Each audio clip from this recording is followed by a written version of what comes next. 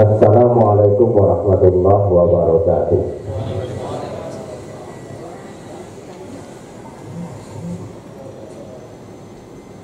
Alhamdulillahirabbil alamin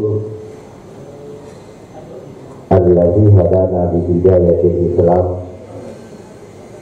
wa nawwara qulubana bi nuril iman. Wassalatu wassalamu ala Rasulillah wa ala alihi wa sahbihi wa mawala. Yang saya hormati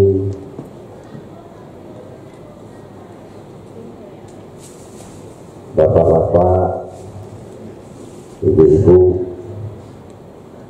saudara-saudara,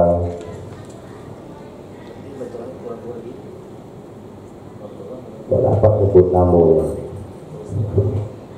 yang tahu Pak Muhammad tidak mengurangi. Insyaallah kita semua dalam keadaan sehat walafiat, dan mudah-mudahan aktivitas kita keseharian ini, utamanya kehadiran kita di ruang ini, mendapat berkah dari Allah Subhanahu wa Ta'ala. Bapak-bapak, ibu-ibu sekalian, apa lagi? Ini mohon maaf nih, nanti kita desak ini ngebut-ngebut di telepon Pak Wahid dari arah seperti sana. Kalau tidak salah, dalam surat undangan itu diberi tema judul konsep moderasi beragama dalam jemaah haji, dalam menyelenggara ibadah haji. Nah, itu judul. Memang moderasi ini menjadi tren sekarang karena sebuah program prioritas yang dikedepankan oleh Kementerian Agama. Kenapa perlu moderasi? Moderasi itu hangat dibicarakan sekarang. Kenapa moderasi? Kalau dalam kajian keislaman biasa didengar dengan kalimat-kalimat reaktualisasi, reformasi, pembaharuan ajaran Islam. Moderasi ini agak mirip. Moderasi beragama itu konotasinya reaktualisasi, revitalisasi. Kenapa saya katakan konotasinya ke sana? Karena memang agama itu pada prinsipnya menginginkan umat ini benar, menginginkan umat ini baik. Agama menginginkan umat ini damai. Agama menginginkan umat ini melakukan sesuatu yang indah-indah. Karena keindahan itu adalah disenangi oleh Allah. Itu semua terkait dengan tabiat manusia. Semua manusia menginginkan sesuatu yang benar. Dia cenderung berpikir benar. Itu manusia.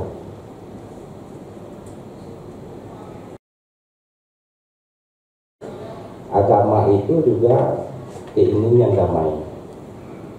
Damai itu sebuah fitrahnya manusia. Makanya kalau ada orang yang bertengkar di depan kita, kita yang menjadi risau. Kita gelisah, tidak nyaman kalau ada yang bertengkar di depan kita. Karena dia bertentangan dengan fitrahnya. Fitrah yang ada pada diri manusia itu sendiri. Dia sebenarnya pada prinsipnya menolak itu. Tapi karena kelakuan manusia ini bertengkarlah dia. Padahal bertengkar itu akan mengganggu orang karena dia bertentangan dengan fitrahnya manusia. Ini beberapa hal karena terkait dengan pertanyaan kenapa harus moderasi. Apa itu moderasi? Moderasi itu sebenarnya keinginan kita ini melaksanakan ajaran Islam ini sesuai dengan kaidah-kaidahnya, sesuai dengan kaidah Al-Quran, sesuai dengan kaidah As-Sunnah. Itu sebenarnya karena Islam itu sudah benar, sudah lurus, ya. Kalau kita bicara moderasi ini biasanya para sejarah Muslim, para cendekiawan merujuk kepada satu ayat yang termuat dalam surat Al-Baqarah ayat lupa saya 143 kalau tidak salah. Wa kadzalika ja'alnakum ummatan wasatan. Itu ayat moderasi. Litakunu su'ada'a 'alan nas. Itu ayat. Kalau kita perhatikan ayat ini, kita kaji dan kita ambil nilai yang dikandung di dalamnya, nanti kita terapkan di dalam pelaksanaan ibadah haji ini, insya Allah sempurna haji. Satu ayat. Wa kadzalika ja'alnakum ummatan wasatan litakunu su'ada'a 'alan nas. Setidaknya ada 4 poin yang perlu diperhatikan, yang perlu digarisbawahi dalam ayat yang singkat. Yang pertama umat yang menjadi fokus kajian, fokus perhatian itu umat. Artinya apa? Agama sudah benar, sudah lurus, tapi umat umat. Agama sudah moderat, umat belum tentu moderat, umat belum tentu lurus, umatnya yang bermasalah. Itu umat. Kenapa umat ini bermasalah? Nanti kita kaitkan dengan haji. Misalnya cari satu ayat terkait dengan haji. Misalnya ayat Al-Hajj Ashhurum ma'lumat. Paman parada fihinna haji. Ya. Paman parada fihinna haji. Fala rofasa wala fusuko wala jidala. Nanti kalau tengok kitab tafsir para mufassir la di sini la nafis sekaligus la nafi, yang menunjukkan nanti kalau kita lakukan dia akan mengurangi kemuliaan. Soal la itu ada 3 kategori paling tidak menurut para mufassir. Menurut saya ada la nahi yang bermakna jangan. Nanti cirinya di akhir setelah la itu, kalimat setelah la itu akhirnya sukun mati.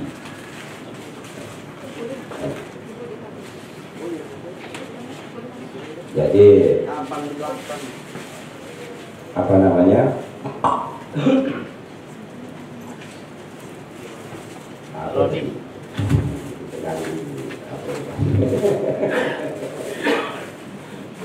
Ini ayat kita ini untuk melihat kita ada moderasi, ada pelaksanaan ibadah haji. Jadi dua fokus. Umat, ya, di umatnya yang bermasalah. Umatnya bisa saja tidak moderat. Umat bisa saja tidak baik, bisa saja tidak benar, bisa saja melakukan hal-hal yang tidak diinginkan atau tidak indah dipandang oleh orang lain. Bisa saja nanti umat para jamaah ini dalam melaksanakan dalam perjalanan dalam masyarakat ibadah haji melakukan hal-hal yang mengganggu kedamaian pikiran, kedamaian hati. kedamaian kehidupan, kesehatan, keharmonisan, pertemanan, persaudaraan umatnya. Apa sebabnya? Punca. Itu cari puncanya dulu nanti supaya bisa kita mengobatnya. Bisa diobat. Kalau dalam pelaksanaan ibadah haji ini, ya, nanti makanya ayat Al-Quran menginformasikan terkait dengan persoalan-persoalan yang harus atau hal-hal yang harus kita persiapkan, yang harus kita lakukan dalam melaksanakan ibadah haji. Makanya ada orang yang menyebut haji ini undangan. Undangan. Yang pertama kali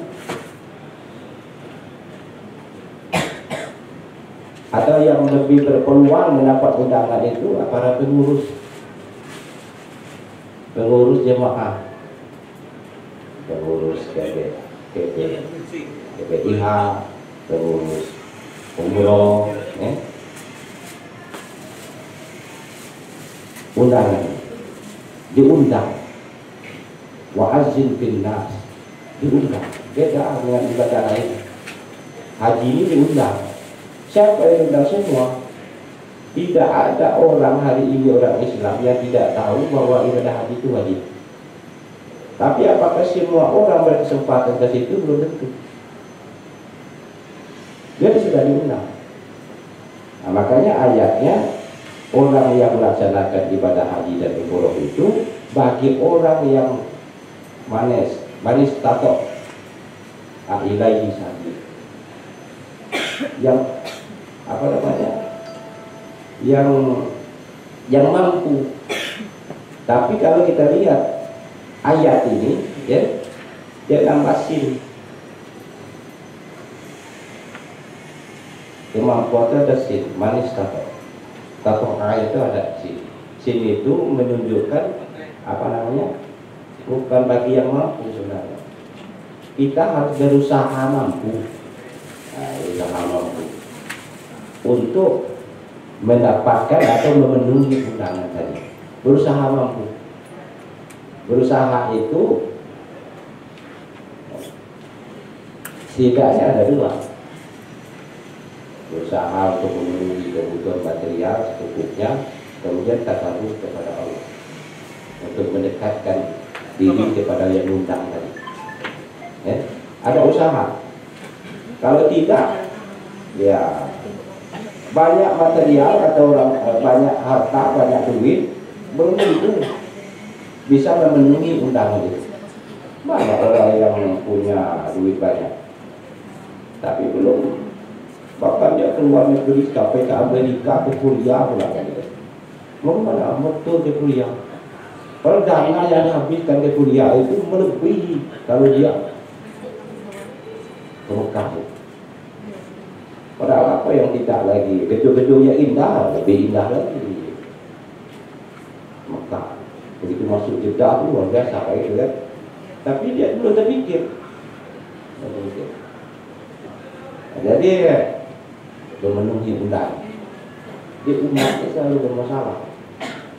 Makanya permasalahan itu kita cari dulu puncaknya, nanti supaya bisa kita mendapatkan. Makanya ayat yang terkait dengan haji itu, ya, orang yang telah mempersiapkan diri pada bulan-bulan yang telah ditentukan jadi maklumnya. Jadi harus ada persiapan, nanti harus ada rencana, ya. Pada tahun berapa kita berangkat, insyaallah 2023 berangkat, buat ada persiapan sampai nanti pada bulan yang telah ditentukan. Jadi jangan mendadak persiapannya. Nah, inilah yang dilakukan oleh bagian Pak Muhammad, persiapan itu, supaya nanti perjalanannya sesuai dengan harapan. Orang yang telah siap berangkat, paman paradopi hinna, paman paradopi hinnal haq. Orang yang telah memiliki ketetapan berangkat, misal tahun ini saya ini sudah berangkat, paspor sudah saya serahkan, berangkat, ya sudah ada jadwal kan berangkat. Orang yang telah memberi ketepatan, telah menetapkan keberangkatannya itu, Allah mengingatkan, memberitahu,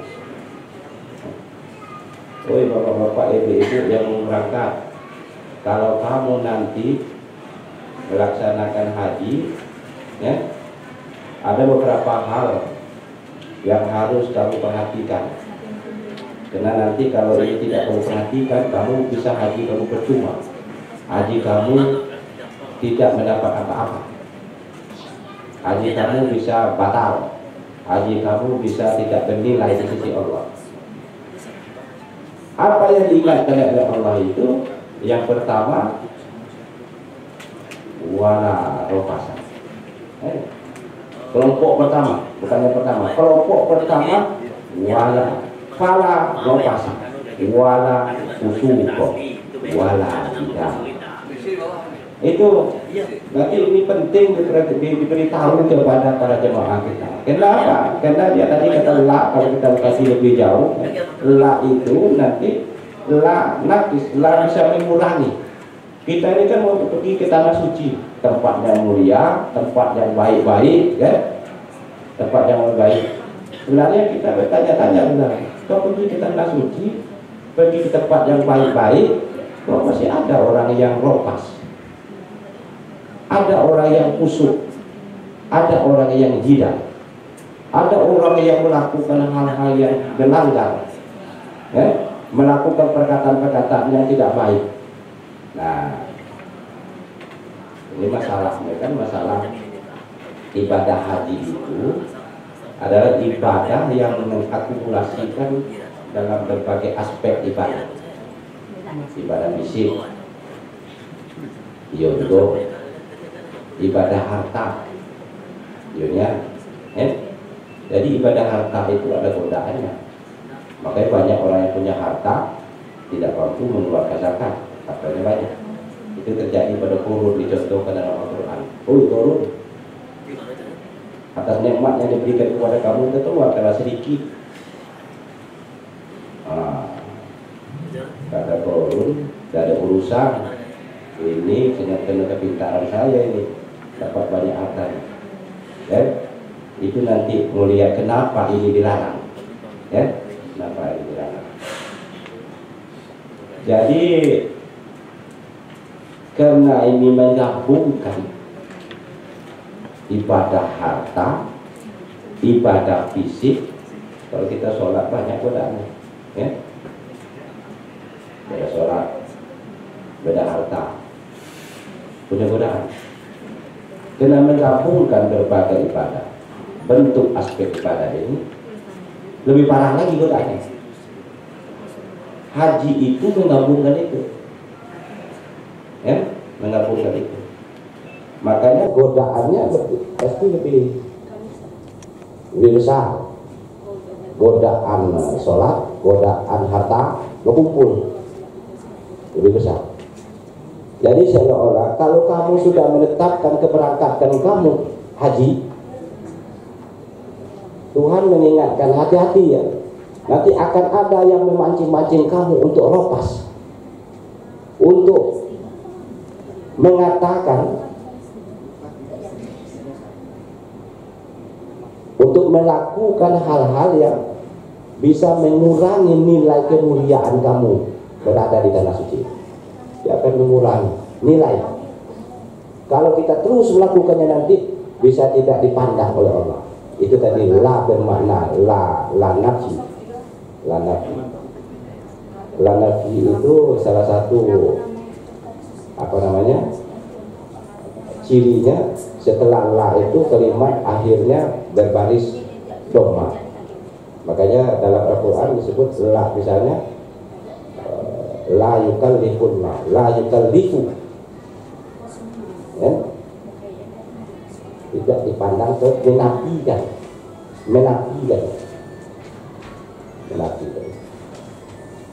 Allah la yukallifullahu nafsan illa wus'aha. Allah tidak akan menimpakan sesuatu masalah kepada kamu di luar. Allah tidak akan menimpakan satu masalah kepada kamu di luar kemampuan. Allah tidak akan memandang haji kamu. Tidak memandang haji. Kalau yang dilarang ini dilakukan, lah pasang. Macam-macam nanti muncul nanti, ya. Dalam perjalanan baru berangkat saja kadang-kadang itu sudah bisa mencederai kemuliaan haji. Karena haji itu bermakna menuju kepada suatu tempat yang dibutuhkan oleh setiap manusia. Apa yang dibutuhkan ini? Kita ini kan semua butuh sukses. Sukses dunia, sukses akhirat. Ada nanti yang sukses dunia saja, akhiratnya tidak dapat. Sukses dunia dan nanti akhiratnya tidak dapat. Jadi mohon maaf nih kalau tidak sistematis, saya ini moderasi haji. Kalau haji saya itu khawatir menyampaikan haji. Bapak-bapak, ibu-ibu itu sudah pengalaman, tinggal lagi berdalam. Tadi saya diproses saat haji, hikmahnya apa? Sehingga nanti jemaah kita bisa memahami itu, dan haji yang dibawa pulang itu haji yang membekas. Kebaikan yang ada, kebaikan itu membekas pada dirinya. Kebaikan yang membekas pada dirinya itulah yang disebut dengan haji mabrur. Karena mabrur itu diambil dari kata albir, orangnya disebut mabrur. Ya? Kebaikan yang melekat pada dirinya. Jadi ada hasil kan. Nah, itu mungkin Bapak Ibu sekalian telah memahami. Makanya mohon maaf kita ini di depan ini sekedar untuk sharing kan. Nah, kenapa moderasi? Yaitu ya moderasi. Moderasi itu dari ayat tadi yang pertama itu yang fokusnya umat. Umat inilah, masyarakat ini, ada jemaah kita inilah yang perlu diberi pemahaman. Karena dikhawatirkan nanti dalam pelaksanaan ibadah haji itu dia tidak sah, tidak sempurna, dan tidak dapat haji yang makbul, haji yang mabrur itu. Nah, tentu nanti mulai dari proses saat haji, bagaimana pasca haji, kemudian ada manasiknya, cara, ya, cara sampai dipraktekkan supaya nanti jangan hanya sekedar manasik, praktek, tapi tidak memahami, susah juga nanti, ya, susah juga. Meskipun nanti pelaksanaan haji itu pelaksanaan haji itu apa namanya, Tuhan menjadikan jangan ragu lah, Allah akan memudahkan bagi semua jemaah. Belum paham usul kata masih sampai situ paham nggak itu? Nah, itulah kemudahan Allah, dia akan paham itu. Nah, tapi kan kita menginginkan ibadah haji itu memang betul-betul membekas. Itu terkait dengan umat, ya, umat. Kemudian dalam kalimat ayat ini ada kalimat wa kadzalika ja'alnakum. Ja'ala itu Allah menjadikan. Berbeda dengan Allah menciptakan. Allah menciptakan umat wasatan. Tapi Allah memakai kalimat ja'ala, bukan khalaqa. Kalau menciptakan itu biasanya kun fayakun. Tapi ini kalimat ja'ala. Ja'ala itu menunjukkan, ya, ada keterlibatan usaha manusia di situ. Ada keterlibatan usaha manusia. Allah menjadikan kamu umat yang wasatan. Umat yang wasatan. Umat yang wasatan. Ada keterlibatan. Moderasi ini sebuah potensi yang diberikan oleh Allah melalui agama. Satu kebenaran, kebaikan, kemuliaan, moderasi ini. Dan dia harus teraktualisasikan, terrealisasikan. Supaya potensi ini bisa diamalkan dalam kehidupan keseharian, itu mesti ada usaha kita, usaha keterlibatan manusia, keterlibatan bapak-bapak, ibu-ibu, ya, dalam memberikan ajaran ini sehingga nanti umat bisa melaksanakan sesuai dengan kaidah-kaidah Islam. Ada usaha. Apa usahanya? Itu salah satu kita mengadakan pengajian terkait dengan apa yang kita lakukan. Ya, memberi ilmu. Kalau kita melaksanakan pengurus haji, tentu memberi ilmu terkait dengan haji. Ilmu haji itu minimal dibagi-bagi, ada ilmu tentang tauhidnya, tentang fikihnya, tentang akhlaknya. Ya? Nah, itu sebagai metode pendekatan. Jadi ilmu tauhidnya bagaimana? Soalnya ilmu tauhid itu penting diberi pemahaman. Karena koneksi kita kepada Allah. Kalau total kita, akuntabilitas pertanggungjawaban kita hanya mutlak kepada Allah, nanti itu akan merefleksikan kepada sebuah sikap manusia yang bersifat manusiawi. Manusia yang penuh rasa kemanusiaan. Manusia yang mampu merasakan apa yang dirasakan oleh manusia. Itu yang diharapkan dari esensi dari ibadah haji itu. Maka nanti muncullah tasamuh, muncullah saling menghormati, saling sayang menyayangi. Maka dalam kaitan itulah Nabi menyebut tidak beriman kamu kalau kamu tidak menyayangi saudara kamu, tidak mencintai sahabat kamu sebagai kamu mencintai diri kamu sendiri. Itu orang beriman yang bisa. Kalau tidak ada imannya, kurang lah perasaannya. Maka dalam konteks ini nanti komunikasi pun akan teratur keluar. Kalau nanti kita dalam perjalanan ada saudara kita atau teman kita yang berbicara, kena pembicaraan itu kita menjadi tersinggung, atau di bahasa kita kalau ada orang bercakap, kena dia bercakap kita tersinggung, tarik ke diri kita. Orang beriman itu dia akan tarik diri dia. Ya? Insya Allah saya pernah bercakap seperti itu. Kenapa? Karena tadi dia bercakap kita tersinggung. Jangan lagi kita bercakap seperti dia. Berarti kalau kita juga melakukan hal yang sama, berarti nanti orang lain akan tersinggung. Jadi orang beriman itu kesan dalamannya. Makanya kata Nabi, hasbul mar'u min irfanihi ilmuhu bizama.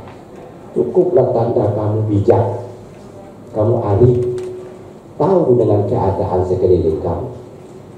Lihat nanti kalau dia salah, telepon tidak kontaknya menegur, kita tegur dulu. Nanti lah saya tegur, walaupun kita tahu salah. Karena nanti kalau tegur dia tidak tersinggung, ya, tersinggung dia. Janganlah jabatan kita pengurus ketua kloter lah misalnya atau apa. Ya, kamu nih salah, kamu nih kenapa? Wah, itu nanti dia bisa tersinggung, bukan nanti hal yang baik yang muncul. Ya. Nah, jadi ini sangat diperhatikan. Ini orang yang beriman yang bisa. Refleksi dari hajinya tadi muncul itu, muncul. Jadi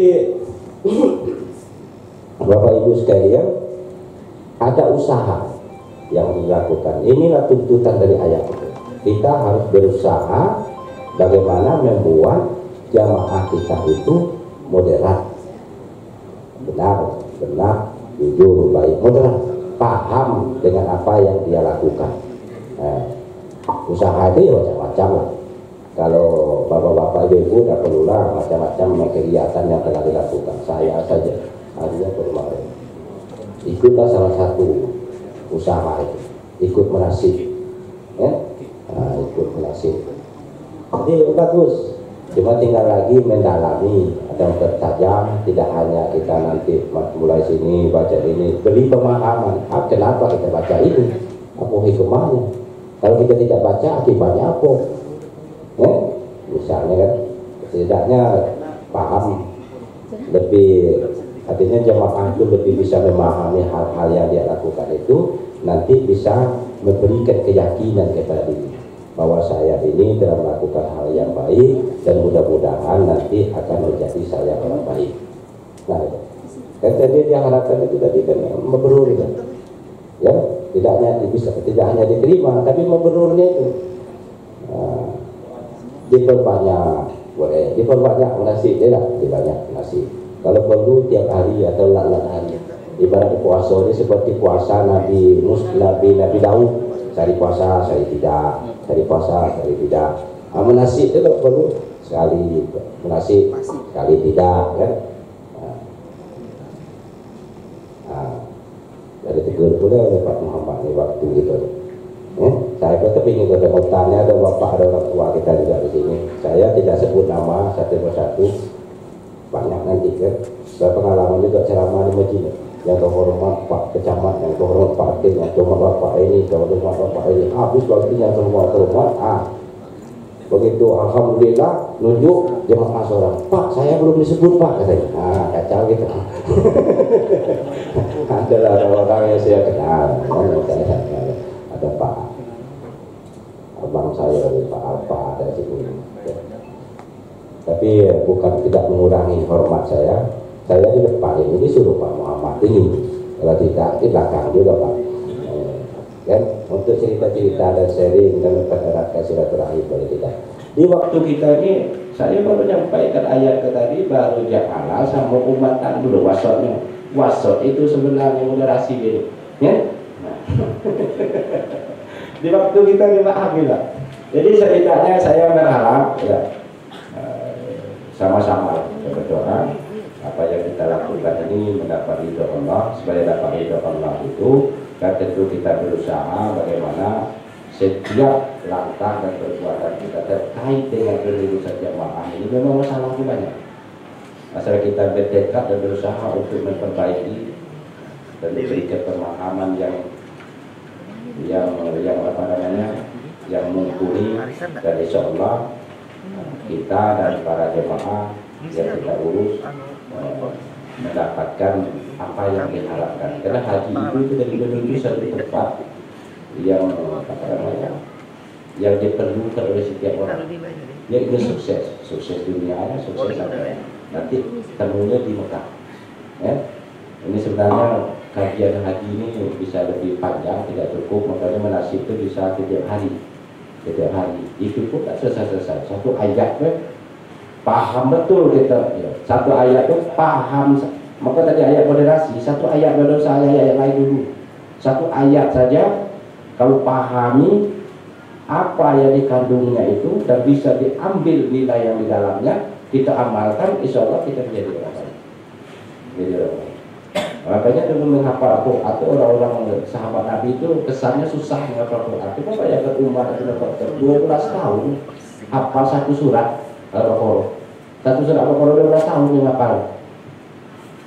12 tahun dapat hafal satu surat 12 tahun itu pertama itu dirah. Dia bersyukur motor unta tertibas itu bersyukur dapat hafal satu surat 12 tahun. Umar bin Khattab. Dua tengok dalam sirah yang di buku yang dikarang oleh Abdul Rahman As-Sulami. Beda dengan kita anak sekarang.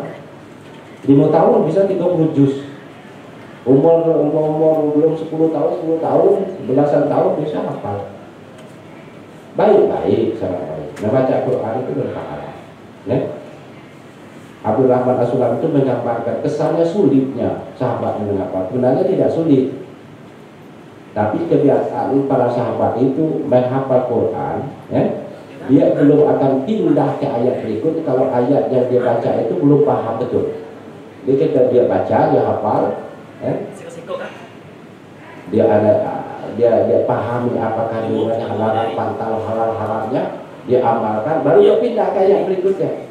Makanya ada keluar istilah itu bagaimana akhlaknya itu, aku jalan gitu ya. Karena itu tadi pahami satu ayat, amalkan, baru ke ayat berikutnya. Pahami yang terbaik itulah yang lebih baik sebenarnya daripada sekedar hafal. Kalau kita memahami, nanti dikhawatirkan itu banyak juga di kampung-kampung Al-Quran, ya. Kita pergi masjid susah juga kadang-kadang itu menjadi sendal keluar. Waduh, tak sendal kita tadi. Padahal di kampung-kampung terhafal Al-Quran. Nah itu karena tadi mungkin di situ kelemahannya, ya. Nah, nanti itulah jemaah kita ini diberi pemahaman itu, mudah-mudahan diamalkan, nanti dapat bekasnya itulah nanti kebaikan yang membekas kepada diri para jemaah itu pasca haji, itulah yang disebut nanti mabrur, ya. Mudah-mudahan mabrur. Nah, mudah-mudahan mabrur, kan mabrur itulah. Jadi sekali lagi saya mohon maaf atas kekurangan karena keterbatasan waktu, mungkin lain kali kita. Soalnya yang dua lagi di YouTube juga. Mudah-mudahan lain kali kita dapat lagi bertemu, sharing, dan yang penting kita sehat dan punya semangat memberikan kebaikan kepada orang. Ganti bapak-bapak, selanjutnya. Mudah-mudahan kita bisa ketemu lagi. Lebih kurang dan mohon maaf, dan saya sudah dengan wassalamualaikum warahmatullahi wabarakatuh. Alhamdulillah.